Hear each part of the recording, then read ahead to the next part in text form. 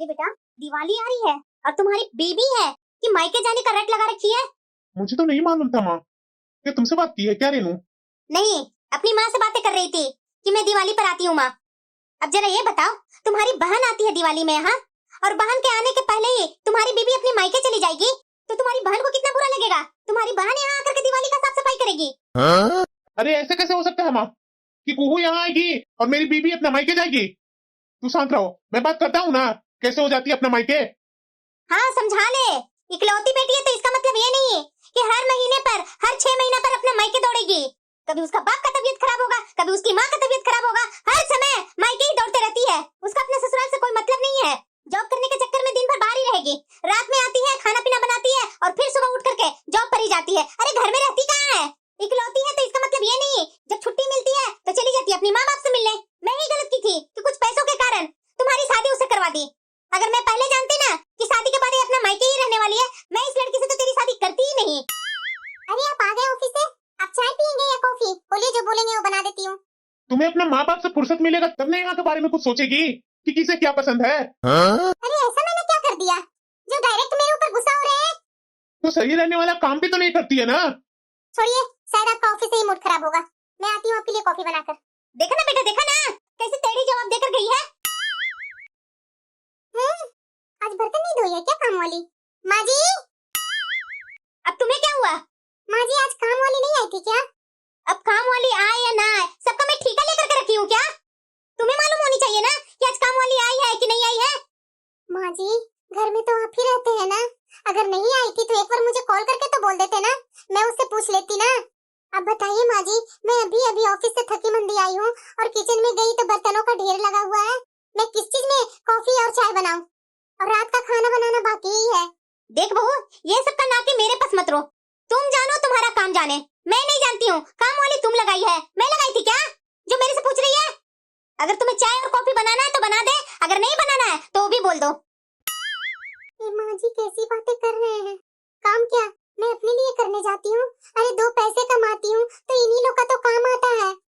काम वाली आए या ना आए उससे माँ जी को कोई मतलब नहीं है। काम हो या ना हो, काम नहीं होने पर मुझे ही करना पड़ेगा। इन्हें क्या है? अब रात के 8 बज रहा है, 8 बजे ये काम वाली आएगी। एक बार फोन करके पूछ ही लेती हूँ। अरे रानी, आज काम पर नहीं आई थी क्या तुम? दीदी ये क्या बोल रहे हैं आप? मैं आई थी काम पर, लेकिन आपकी सास ने बोला कि आज काम नहीं है, पूरा काम कर ली हूँ, तो मैं चली गई अपना घर। माँ जी कितना शान से बोल रही है। ये सब करने से क्या मिलता है माँ जी को? उन्हें जरा सा भी अपनी बहू पर दया नहीं आती है। अरे बहू, चाय और कॉफी बना। माँ जी, अपने काम वाली को क्यों मना कर दिया? ये सब काम हो चुके हैं। तो मैं क्या करती? बेटाइमली तुम्हारी काम वाली घर पर आ जाती। उस समय मैं बाथरूम में नहा रही थी, तो मैं क्या बोलती उसे, आ जाओ काम कर ले। माँ जी, आप बाथरूम में ही ना नहा रहे थे, वो तो सीधे आती, अपना उसका जो काम था वो करके चली जाती, आपको थोड़ी ना डिस्टर्ब करती। देख बहू, वो काम वाली का काम मुझे पसंद नहीं है। बर्तन धोती है, सारे बर्तन में गंदा लगा रहता है, इसीलिए मैं उस काम वाली को तो अंदर घर में लूंगी ही नहीं। थोड़े से ही तो बर्तन है, धो ले, एक तरफ चाय और कॉफी बना दे, तुरंत काम हो जाएगा। अरे माँ जी, ऐसे क्यों बोल रहे हैं आप? एक तरफ मैं चढ़ा दूं, एक तरफ बर्तन धो लूं। अरे मेरी भी शरीर है माँ जी, मैं आखिर मशीन के जैसे कैसे काम करूं माँ जी? अरे मेरी भी शरीर है। वाह बहू, बात तो ऐसे कर रही है ना जैसे लग रहा है दिन भर काम करते रहती है तुम ही, हम लोग तो कुछ करते नहीं है। अब ये दिवाली आ रही है, दिवाली का भी साफ सफाई मत करना, ऐसे ही बैठ जाना कि हाँ मैं काम करती हूँ, तो घर का कोई काम नहीं करूंगी। दिवाली का साफ सफाई क्या मैं करूंगी या वो तुम्हारी काम वाली कर देगी? अरे वो झाड़ू पोछा बर्तन ही करके तो जाती है, बाकी सारे घर का काम तुम्ही को ना करना पड़ेगा। देख बहू, मैं कुछ नहीं जानना चाहती हूँ, चुपचाप से जल्दी चाय और कॉफी बनाओ। विनय कब से इंतजार कर रहा है कॉफी का। हाँ माँ, बोलो ना, कैसी है तू? मैं तो बिल्कुल अच्छी हूँ बेटा, तो तुमने क्या सोचा? आ रही है ना दिवाली में यहाँ? अरे माँ, मैं क्या बोलूँ, मुझे कुछ समझ में ही नहीं आ रही है।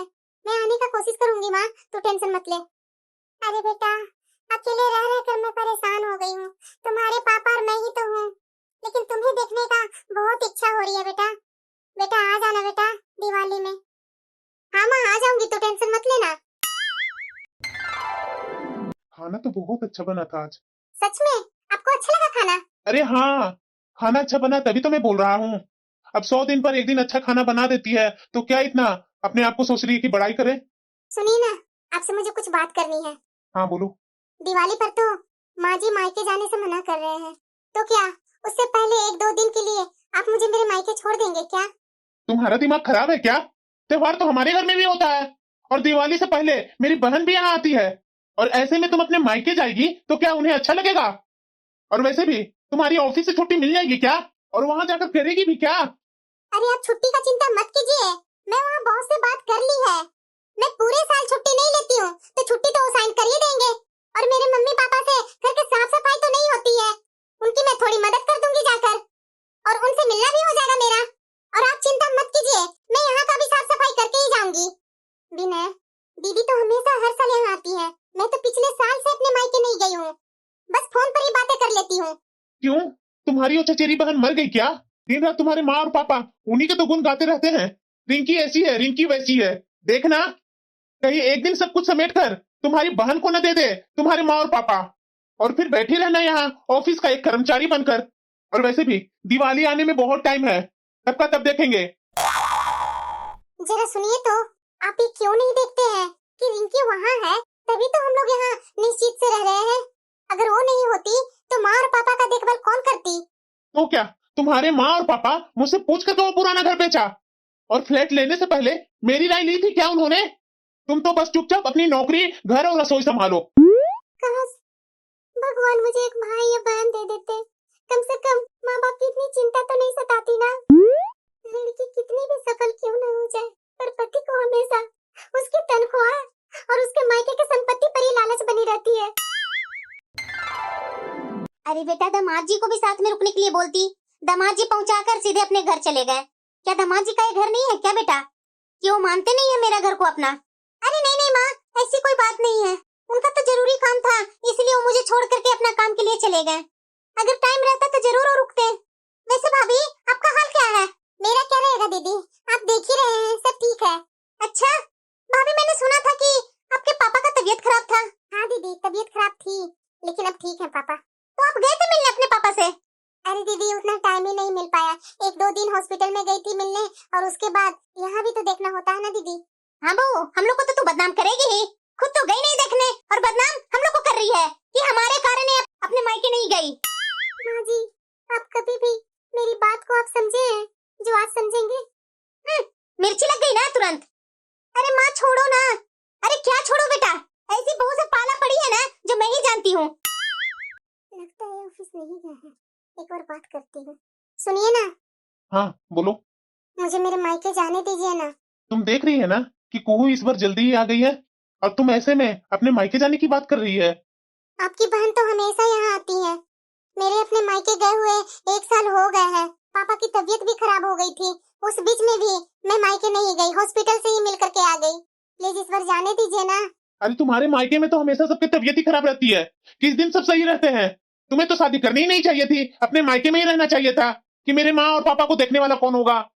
मैं ये सब के बारे में फिर से दोबारा बात नहीं करना चाहता हूँ, समझी ना? तुम्हारा जो काम है वो करो। अब दीदी आई है तो माँ जी से पूछ करके सुबह के नाश्ते की तैयारी करनी होगी। पहले रसोई साफ कर लेती हूँ, उसके बाद माँ जी से जाकर के पूछती हूँ कि कल क्या बनाना होगा। लगता है माँ जी अपने कमरे में ही होंगे, जाकर कमरे में ही जाकर पूछ लेती हूँ। क्यों भी नहीं, तेरी बीबी नौकरी क्या करती है? तुझे क्या अंगूठे के नीचे दबा कर रखती है जो तुम उस पर काबू नहीं कर पाता?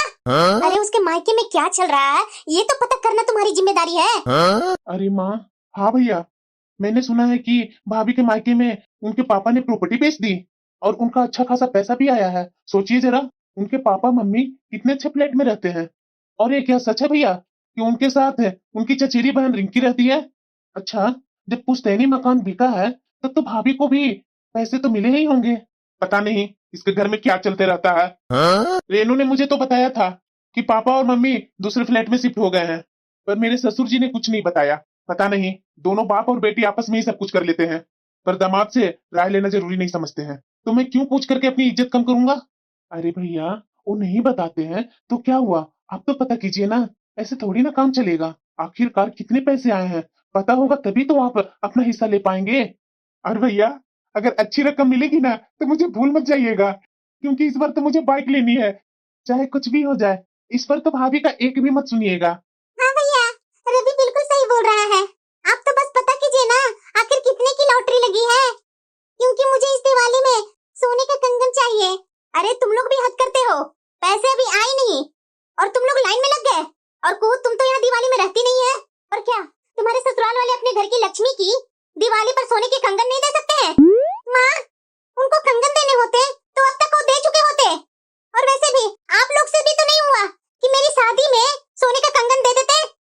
आपको पता है जब मेरी देवरानी अपने मायके से आए हुए सोने के कंगन पहनती है तो मुझे कितना बुरा लगता है। ऐसा लगता है मानो मेरा मायका बिल्कुल कंगाल है। अरे पापा का पेंशन आता है, मेरे बड़े भाई भाभी नौकरी करते हैं, फिर भी आज तक आप लोग ने मेरी एक कंगन नहीं बनवा कर दिया। ठीक है, अब ये सब बातें बंद करो, पहले मुझे विनय से तो बातें करने दो। देखो बेटा विनय, पैसों की जरूरत इन दोनों को ही नहीं बल्कि इस घर को भी जरूरत है। मैं समझा नहीं माँ, आप कहना क्या चाहती है? अरे विनय, मैं सोच रही थी ना कि इस मकान के एक ऊपर का मंजिला बनवा दूं ताकि कल के रवि की शादी होगी तो परेशानी न होगी। और वैसे भी बेटा, हम लोग तुमसे नहीं कहेंगे तो और किससे कहेंगे? मुझे तो ये नहीं समझ में आ रहा बेटा कि बहू के पास पैसा रखा है और हम लोग परेशान हो रहे हैं। बताओ भला, ये क्या बात होती है? अगर तुम्हारे सास ससुर के किसी जानने वाले को हमारे रहन सहन के बारे में पता चलेगा तो बताओ उन्हें कितना बुरा लगेगा। मैं तो कहती हूँ बेटा कि जब हमारे पास पैसा आ सकता है तो हमें अपना स्टैंडर्ड को बढ़ाना चाहिए ना, क्यों? हाँ माँ, कह तो आप सही रही हो, पर अरे पर छोड़ो बेटा, तुम्हें ये लगता है ना कि तुम अपने ससुर जी से पूछोगे तो तुम्हें अच्छा नहीं लगेगा? अरे बेटा, तुम बहू से तो बात कर ही सकते हो ना कि प्रॉपर्टी को बेचने पर कितना पैसा आया था। आखिर वो अपने माता पिता की इकलौती संतान जो है, आज नहीं तो कल सब कुछ तुम्हारा ही तो होगा और उनके प्रॉपर्टी पर तुम्हारा भी पूरा अधिकार है। भैया, माँ बिल्कुल सही बोल रही है। बेटा, मुझे तो यकीन नहीं होता कि बहू ने अब तक तुझे कुछ बताया क्यों नहीं, और तो और उसकी चचेरी बहन वहाँ क्यों रह रही है। बेटा विनय, मैं कह रही हूँ ना, संभल जा, नहीं तो मालूम पड़ा कि कहीं तुम्हारा हिस्सा भी तेरी साली न ले जाए। ठीक है माँ, मैं रेनू से बात करता हूँ। वो बोल तो रही थी कि बहुत समय से वो अपने मायके नहीं गई है, तो उसे खुश करने के लिए उसके मायके भेज देता हूँ और इसी बहाने अंदर की बात भी पता चल जाएगी। ये हुई ना बात? भैया, अगर ये काम हो गया ना तो हम सबकी नैया तो ऐसे ही पार लग जाएगी। सही कह रहा है छोटे, मैं भी सोच रहा हूँ ना कि ये नौकरी वोकरी छोड़कर खुद का बिजनेस ही शुरू कर लूं। आखिर कब तक लोगों का जी हजूरी करता रहूंगा और अपना मन मारता रहूंगा। ठीक है माँ, मैं बात करता हूँ रेनू से। आखिर मैं भी तो जानूं कि कितने पैसे आए हुए हैं और उसे खुलकर मुझे सब कुछ बताना ही होगा माँ।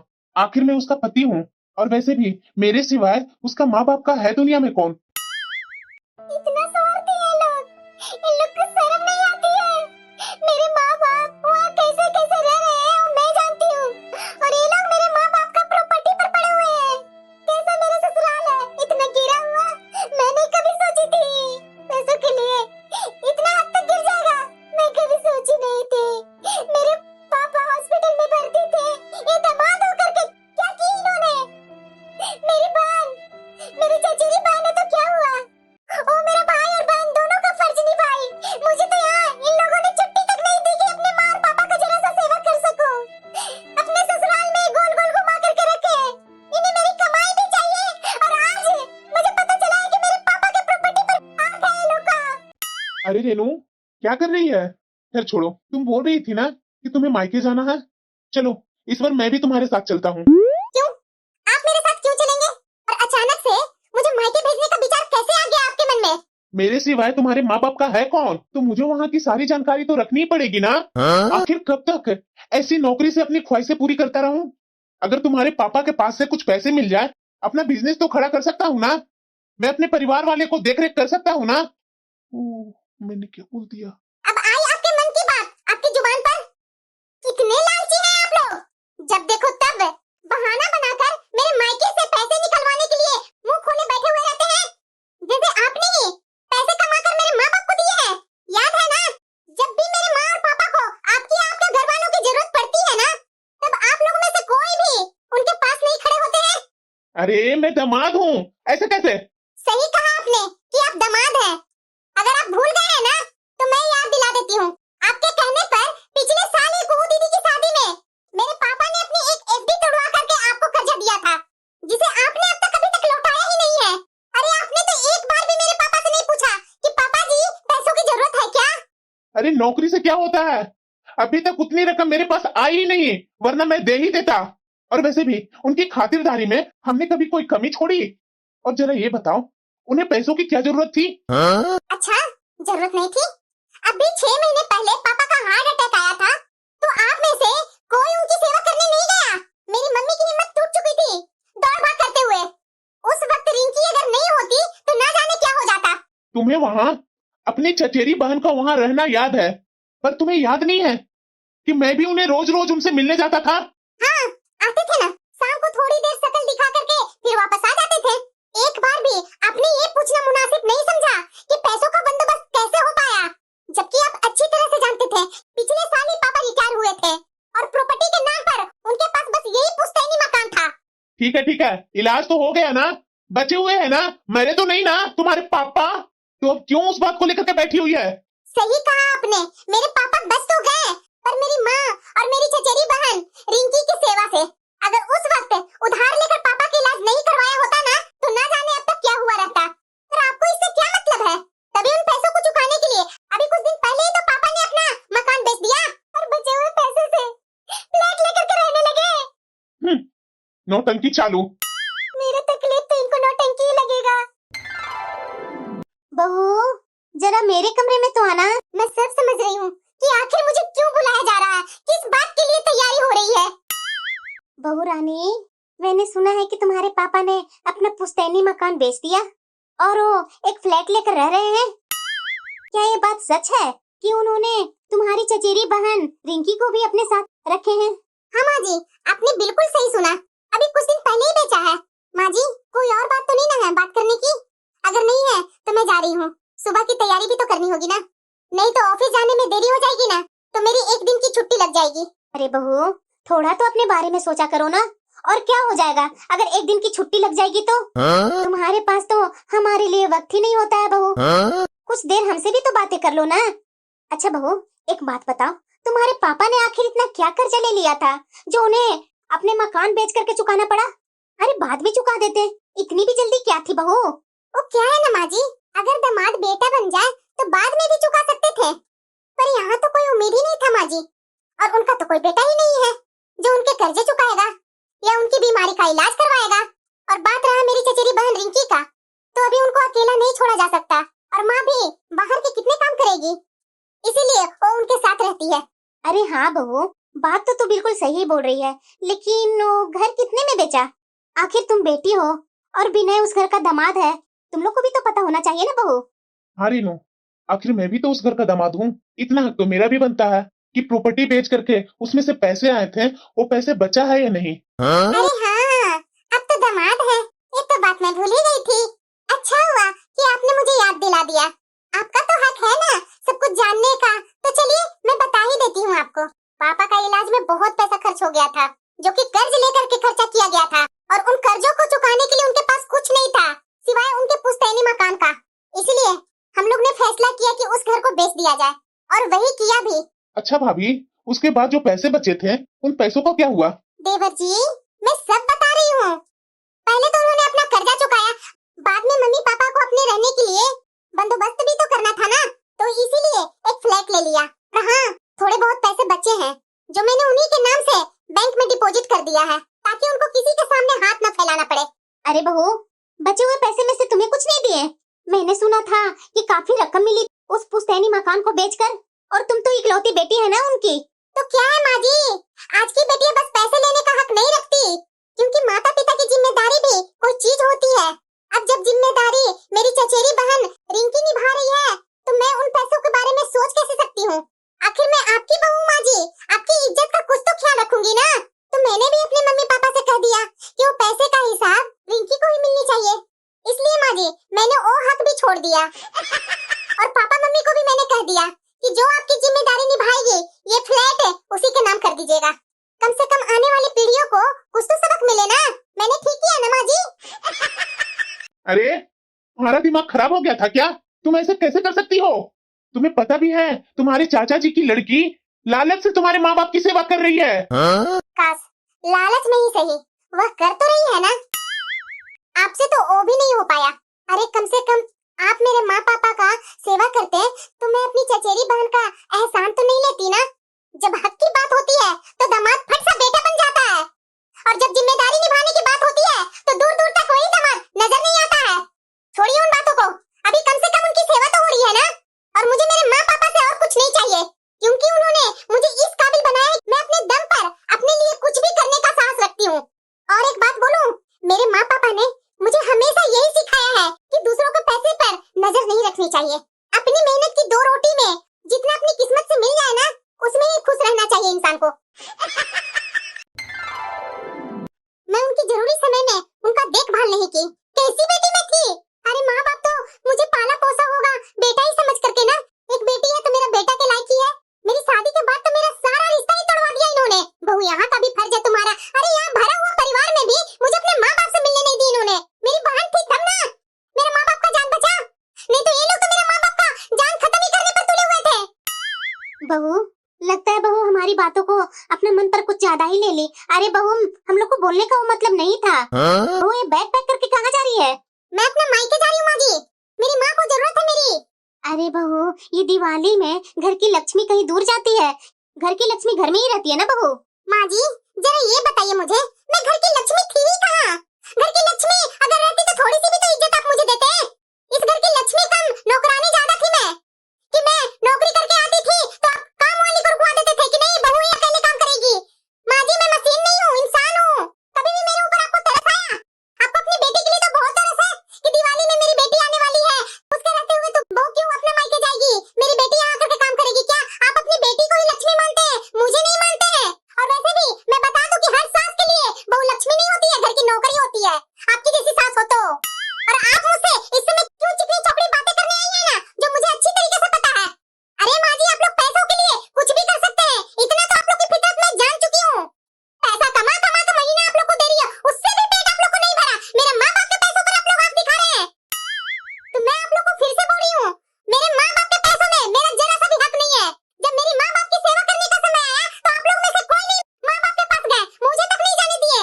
मेरी किस्मत अच्छी थी कि मेरी चचेरी बहन मेरे माँ बाप का ध्यान दी। जो भी मेरे माँ बाप के पास जमा पूंजी हो या प्रॉपर्टी हो, कुछ भी हो, उसमें हक मेरी बहन का है, और भी चचेरी बहन का, मेरी जरा सा भी नहीं। समझे ना आप? मेरे माँ बाप इस काबिल बना दिए हैं कि मुझे दूसरों के सामने हाथ न फैलाना पड़े। तो इसलिए माँ जी अपने दिमाग से कचरा निकाल दीजिए, मैं अपने मायके के पैसे पर जरा सा भी हक जमाने जाऊंगी। और हाँ, एक बात मेरी अच्छे से सुन लीजिए आप लोग, बहुत आप लोग को बर्दाश्त कर लिया लेकिन अब नहीं। इस दुनिया में जीने का मेरा भी उतना ही अधिकार है जितना आप लोग का अधिकार है। इसलिए मैं बोल रही हूँ, मैं अपने माँ बाप को हर महीने महीने जाकर के देखने जाऊंगी, चाहे आप लोग जो कुछ कर लीजिए। अगर मेरे से आप लोग को इतना चिढ़ है, इतनी जलन है तो ठीक है, वो भी बता दीजिए, मैं वो भी करने के लिए तैयार हूँ। लेकिन अब से माँ जी मैं अपने माँ बाप को छोड़ूंगी नहीं। जब तक जिंदा रहूंगी, जब तक मेरे माँ बाप जिंदा रहेंगे, तब तक मैं अपने माँ बाप को देखभाल करूंगी।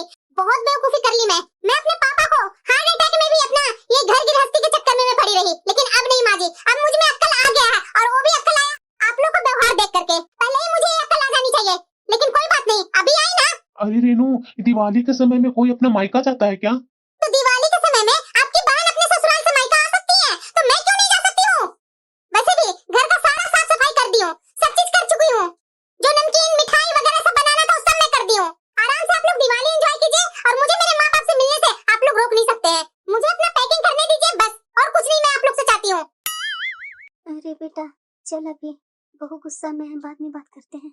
माँ आप जाओ, मैं बात करता हूँ। अरे रेनू, रेनू रेनू क्या बोल रहे हैं? अब बहुत हो गया आपके साथ मेरा, प्लीज यहाँ से आप जाइए, मुझे अपना पैकिंग करने दीजिए। ऐसे कोई गुस्सा होकर के घर से जाता है? अगर तुम्हें जाना ही है ना तो थोड़ा अच्छे से जाओ ना।